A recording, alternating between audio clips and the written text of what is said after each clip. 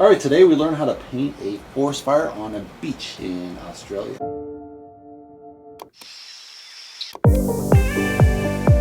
Alright, the question today is, what is the Black Friday fire?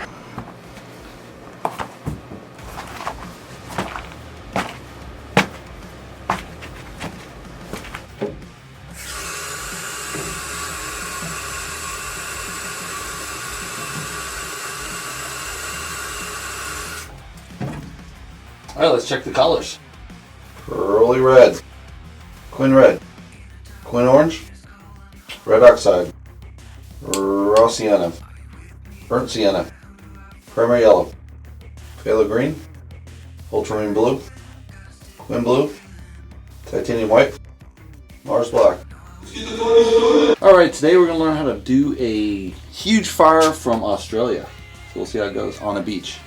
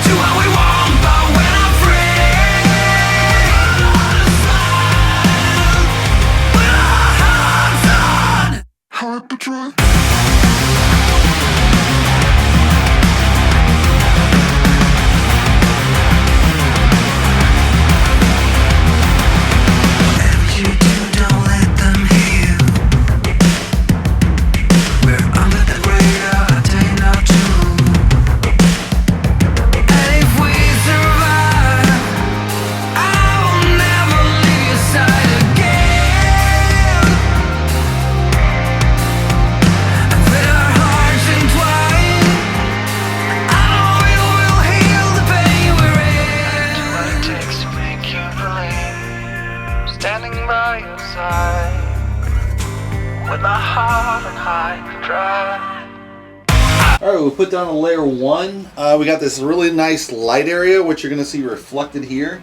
I probably have to pull some of those lights and kind of scatter that through there. We have over here the other third of the paint, well, 2/3 of the painting is going to be these really dark colors. Going to play with different colors of smoke, you know, black, gray, red gray, a little bit of purple gray, kind of mix that up so you can see the differences in the clouds. It has to read pretty dark, so we'll see how we play that out. We're going to have some of that reflected in the darker reds here. That's how it shows in the painting. Not sure if that makes sense, but because that is dark, so you'd almost expect to see black in the water. But in this case, you're just seeing this kind of colors. We have to tighten up that really thin landscape, but we got to wait until we really kind of finalize those really near colors and start to pull in that beach kind of flavor from there's no surf right now, so we have to add the surf, which is going to be all this white light colors, and work that in there and see how that plays out. I think I need to put another color down before that. I'm going to start that process, so I need to get that pretty solid at the bottom, and we'll see where it goes from there.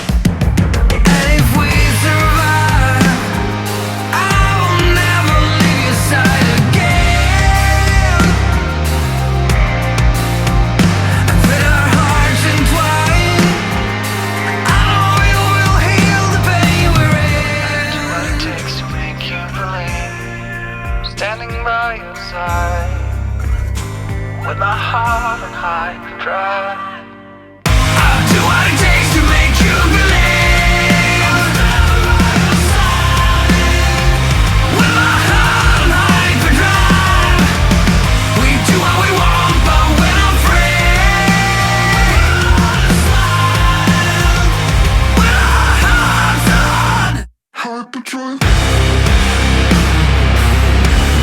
So in 1939, there was a Black Friday fire in Australia.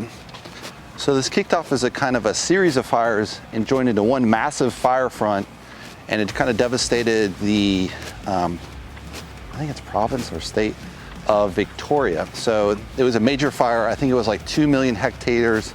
The current fire today is about similar. What happened was similar to the events of today's fire. There was 1 to 2 years of extremely dry weather. The currents from the winds had changed to the north and blew in a lot of hot air versus the current air, as well as there was a heat wave in both those summers. So there was small fires coming into 38, and then 39, the really big fires hit after all the outbush had dried out, and then created the perfect fire conditions. And whole towns were completely devastated.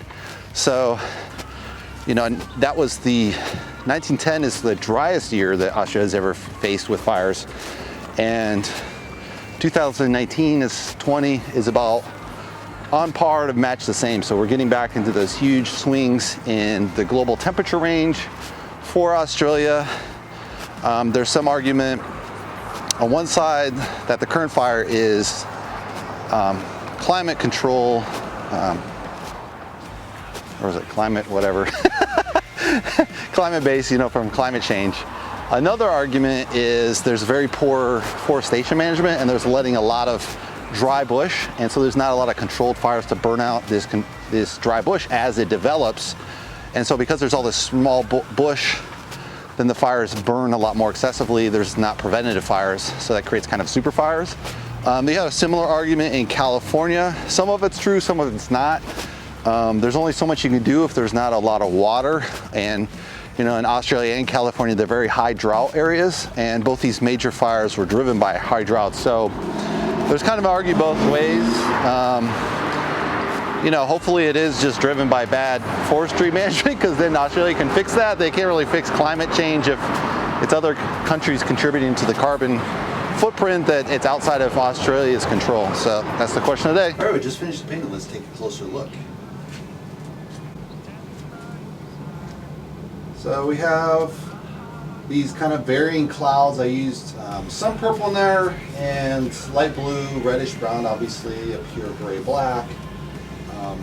That was just to change it up so you can see variety in the cloud cover. And then we have this kind of third that I talked about with where the center of the fire is, and you have this young boy kind of on the beach, looking at it. I kind of did that ripple effect that I've seen in other painting tutorials. I don't know if it works. I think from a distance it looks fine. But not sure overall, looking close at it, does it read like waves? I don't know. I suppose I could work them over a couple hours and then maybe I would get the waves looking right, but for me, I think that's okay.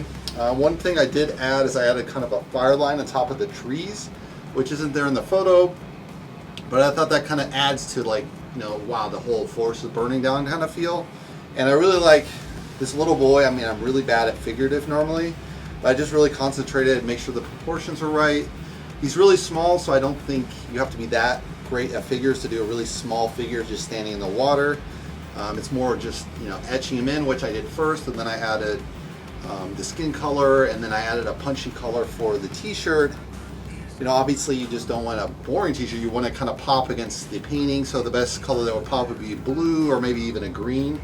I think blue's good since it symbolizes kind of water, and water is what that fire needs, and obviously it's just sitting there in the ocean and it's not being used to extinguish this horrible fire. I really like the feel of this painting. It really feels kind of symbolically to my personal life, kind of, I identify with that. I think that looks really good. And yeah, I just, I saw the fires happening in Australia, and it's just a terrible thing. And there's nothing you can really do because they're so far away. Even Japan is I think it's like a 10-hour flight.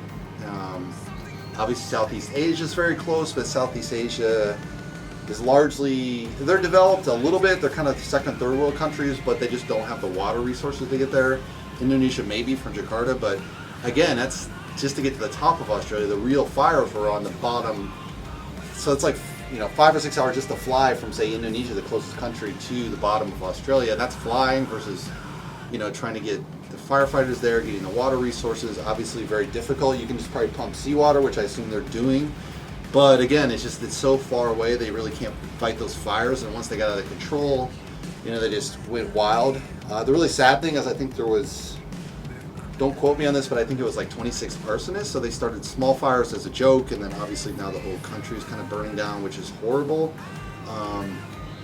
Especially since it's a very dry country, so it's drying, it's kind of recovering from fire. You know, wildlife always recovers. Not so much the koala bear as well. They're kind of facing extinction, so it's kind of a really sad story. But yeah, I just saw this story and I saw this photo. I was like, man, I have to paint this. It's so riveting. And you know, I've done fire before, so I think I did a pretty good job. Figurative, I haven't really done. Really close-up water like this on a large scale, I haven't done. I can do really quick water at like 8x10. It's easy. But then once you get this large scale, it's difficult because you have the reflection of the fire, the reflection of the islands. You have to hit these waves that are, you know, you got to get the right colors for the waves. I don't know, some of the waves, I might have used a different color, maybe a light orange, which would have worked better than this kind of white, but I'm just going to live with it and leave it. Overall, I think it's a pretty cool painting. Again, I think if I went over in oil, I could really tighten a lot of those details. But I really like the roughness and rawness of just the large brush strokes and just a couple of details to kind of make some of those clouds pop, which I just added a few close up. And you know, most of the focus again is on the detail of the little boy, and then the waves are rough, or the clouds are rough, and the waves are just kind of brushed in really quick, and then, you know, put some highlights in there so it feels like water moving across, and I really like that capture. So hopefully you guys like it. Give me a thumbs up. If you want to see the full version, check my Patreon account. If you want to subscribe, you can subscribe below. And I'll see you in the next painting video. Thanks for watching, guys.